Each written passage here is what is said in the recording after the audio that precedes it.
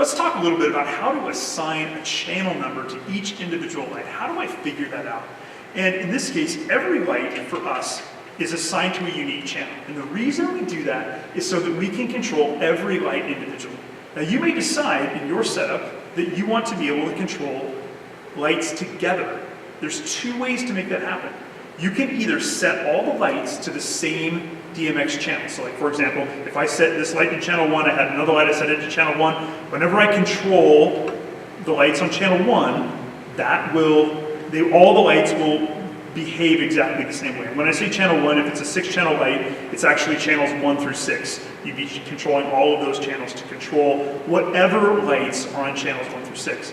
When you assign your channels, you want to make sure that you don't cross assign. For example, if I had this light, a 6-channel light, set up for channel 1, I could not assign another light to channel 3 or channel 4 or channel 5 because this light is using channels 1 through 6. And it's important to realize that because then everything gets confused because then the green for this light becomes the red for another light. And so if I were going to assign this to channel 1, I would have to assign my next light to channel 7. This is a 6-channel light, so 1 plus 6 it's going to use up 1 through 6. And then my next available spot is channel 7.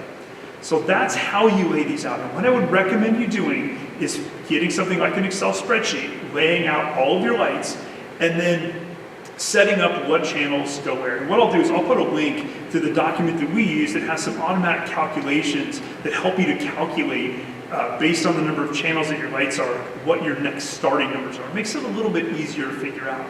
But it is a relatively straightforward process, but you have to keep track of what they are, because if you don't, then all of a sudden you will turn something on and you want to turn on light number 54, but this other light will come on because it has an overlapping set of channels. And sometimes it's kind of hard to figure out exactly what's going on, especially if you have to get on the ladder.